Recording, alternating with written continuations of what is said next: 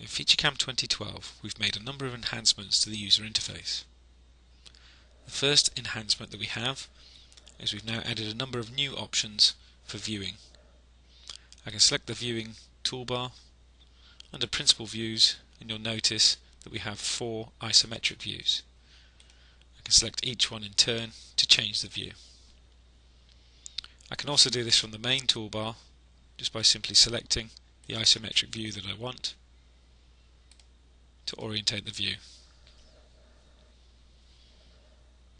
The next enhancement we've made is to the part view. So you'll notice I've got a number of features here in the part view, and I'm going to utilise these new enhancements to make it much easier to use this area. So I'm going to run a 3D simulation, and you'll notice I get a gouge because my hole drilling has occurred before some of my other features. So I'm going to rectify this. Rather than using the automatic ordering options, I'm going to try and clean up this tree by creating a group feature that contains all of the hole operations. So going into my new feature wizard, I'm going to select a group, choose next, and you'll notice that my group at the moment is empty. In previous versions of FeatureCAM, if I wanted to add features to this group, I would have to do those individually. However, I can make this a lot easier by utilising the new functionality in the part view. To do this, I can simply select any of the features that I want, in this case the pattern, and I can either use the Shift key to select items in a row, or I can use the Control key to select separate items. Once I've got my items selected, I can simply add those into my group feature and say Finish. And you'll notice it's placed those at the bottom of the tree, and I can collapse that view and play my simulation. You'll now notice that the simulation no longer gouges because the holes have been moved to the bottom of the part.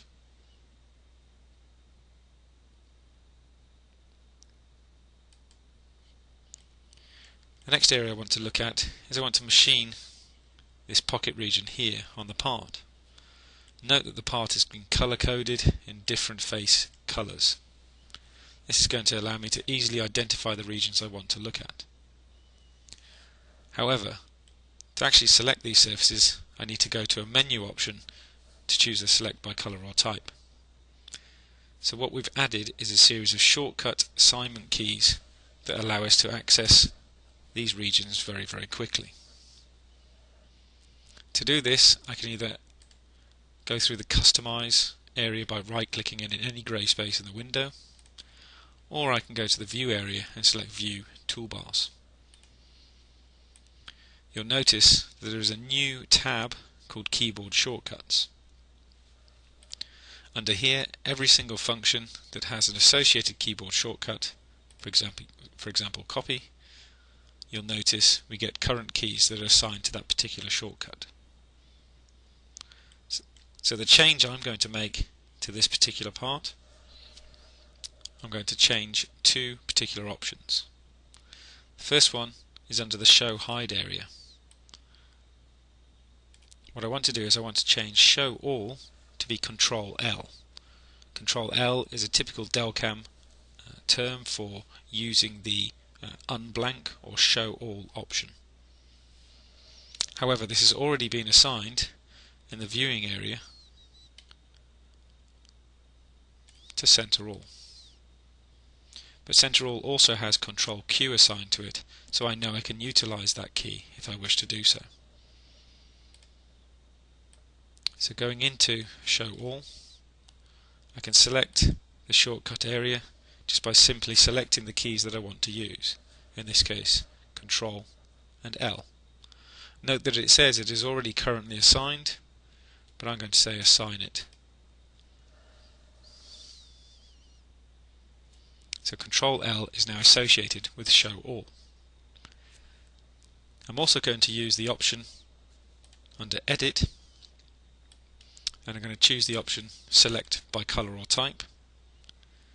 Again, going into the shortcut area, this time I'm going to use a Control-Shift combination and using T. This is currently unassigned.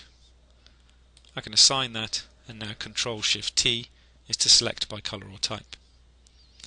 All of these items can be documented inside a text document. So now I've made my changes to the interface. I can choose OK. I can now choose the functions, in this case selecting the surface that I want using the Control-Shift-T. I've grabbed all those faces. I can then use the Control-K to hide everything that is unselected. I'm now left with those purple surfaces.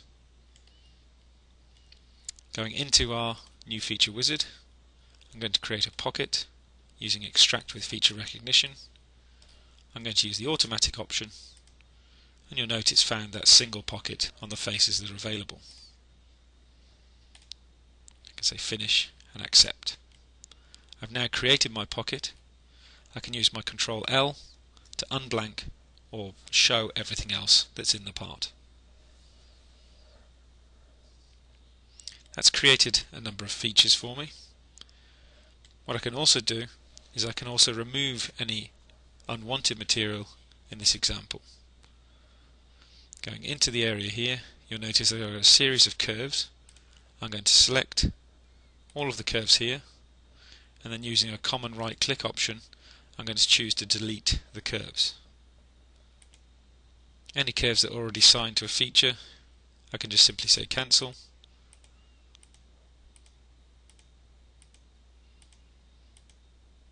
You'll notice I've now reduced the number of curves and any of the unused curves that weren't included in any of the features.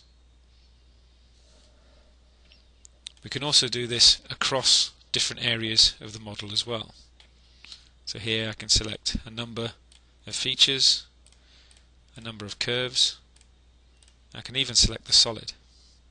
I've now got a number of different elements, and I can choose to copy these from the menu, open a new document,